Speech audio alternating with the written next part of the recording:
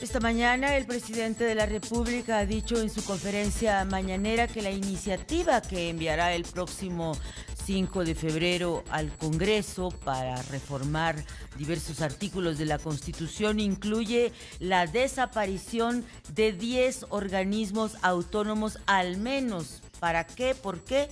Dice que los recursos que se ahorrarían con estos organismos se canalizarían para pagar las pensiones de quienes trabajan formalmente para que en su retiro puedan recibir el 100% de los ingresos que ganaban hasta su último salario. Para poner en perspectiva la posibilidad, la viabilidad, los pros y contras y lo que implicaría eliminar de tajo 10 organismos autónomos en nuestra Constitución, en nuestro orden institucional. Mucho agradezco que hoy pueda conversar con nosotros el director de Transparencia Mexicana, Eduardo Bojorquez. Bienvenido. ¿Qué tal? Muy buenos días, Ivonne. Gracias por la invitación. Al contrario, Eduardo, ¿qué piensas de esta idea ya más concreta de que serían 10 organismos, Eduardo? Mira, yo creo que ha sido muy interesante el planteamiento porque se seleccionaron algunos organismos, pero no a todos los organismos constitucionales autónomos, ¿no? Causa cierta sospecha, por decirlo menos, Ivonne, que no piensa que la Comisión Nacional de Derechos Humanos, que ahora está completamente subordinada al gobierno, deba estar en esa lista. O, por ejemplo, en el lado contrario, a mí me causa especial inquietud que el organismo antineoliberal por excelencia, Ivonne, la Comisión Antimonopolios, la COFECE, vaya a desaparecer, ¿no? Me parece preocupante, ¿no?, que un gobierno que se ostenta como un gobierno antineoliberal vaya a desaparecer el organismo que está a favor de la competencia económica y que lucha contra los intereses privados y los monopolios, ¿no? Entonces, hay algo muy contradictorio en esa lista, ¿no? Los que ya están alineados con el presidente no desaparecen y los que todavía resisten y están evitando que se concentre más poder, pues son esos 10 organismos autónomos. Yo creo que es una propuesta, y tú conoces muy bien el Congreso, Ivonne, que es, por supuesto, para abrir la conversación en este sentido, pero sobre todo, y déjame subrayarlo, para que si cambiara el resultado electoral, la composición de las cámaras, estén ya presentadas las iniciativas en el último mes en el que él va a ser presidente, que es entre el 1 de septiembre, que se instalaría la nueva legislatura, y el 1 de octubre de 2024. Entonces, no son para este periodo electoral, ¿no? Muchos analistas se han ido con la finta que no tienen la mayoría constitucional, que no las puede sacar.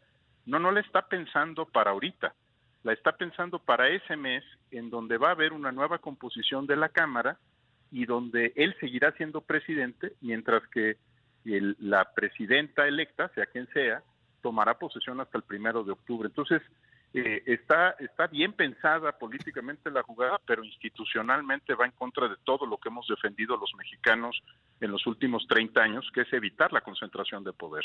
Efectivamente, Eduardo Bojorquez, lo que estaríamos observando entonces es el diseño de una agenda parlamentaria para el próximo gobierno por parte del presidente de la República.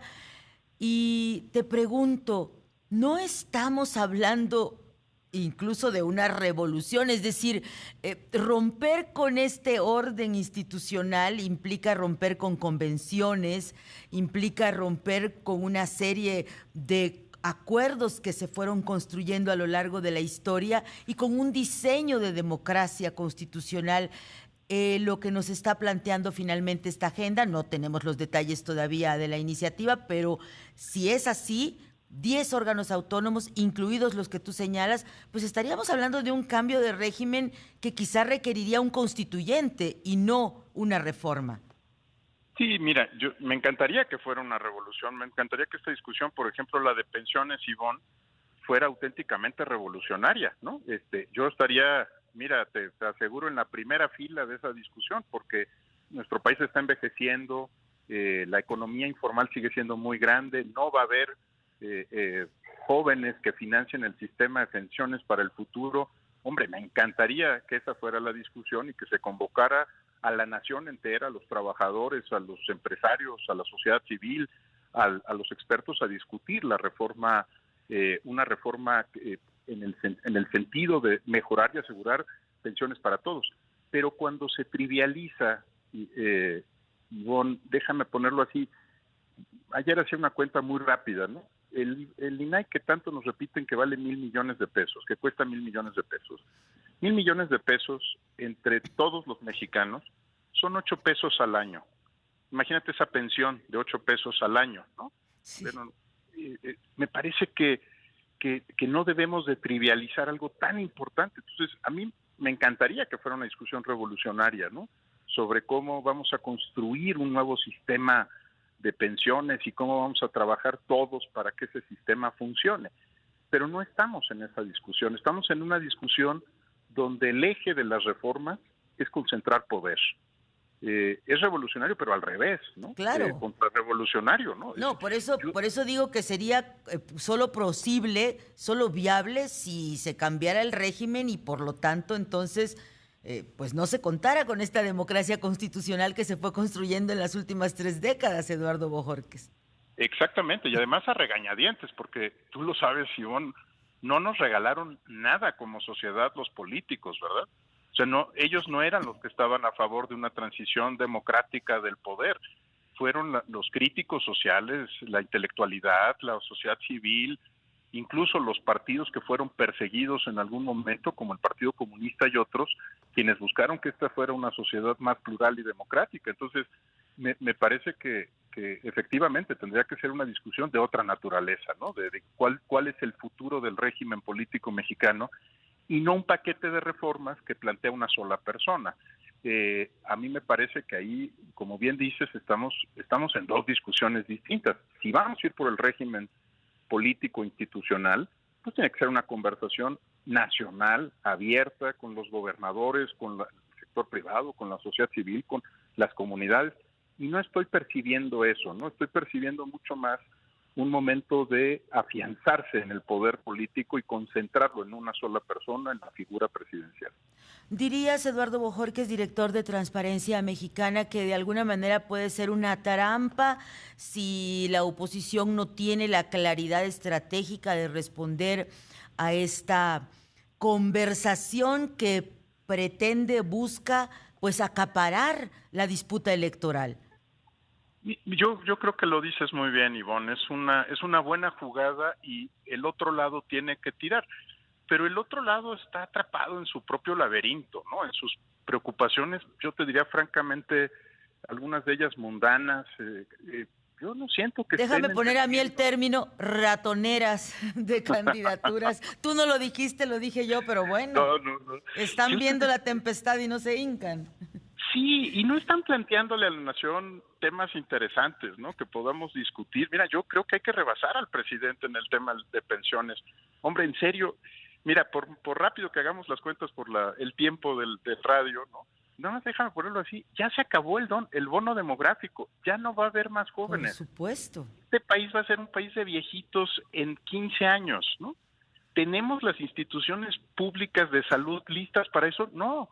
Tú ves nuestros hospitales, no saben cómo tratar a adultos mayores, ¿no? Oye, ¿tenemos los recursos para financiar las pensiones? No. ¿Basta con desaparecer 10 para cubrirlo? Tampoco, ¿no? Las pensiones las vamos a pagar tú y yo y todas las personas que nos escuchan, ¿no? El gobierno puede copetear, complementar, pero si tuviera la capacidad para cubrir las pensiones, no habría una crisis de pensiones, ¿verdad? Entonces, me encantaría que no sé si la oposición incluso, Ivonne, yo aquí creo que va a haber un nuevo momento para la sociedad civil, ¿no? Que no esté perdido entre quién va a ser candidato al distrito 300, ¿no? De los distritos electorales. Efectivamente. Sino que tenga altura de miras, que no esté intercambiando nombramientos y que se ponga realmente a discutir los temas que importan al país. Te pongo un ejemplo más o menos para que veas de los vacíos. Nos hacen falta 1 millón de ingenieras e ingenieros. ¿Tú has oído algo sobre eso?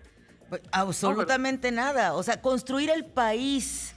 Para construir el país, para enfrentar la inteligencia artificial, en fin. No Tendremos te robo tiempo con oportunidad esto. de conversar nuevamente, Eduardo Bojorquez.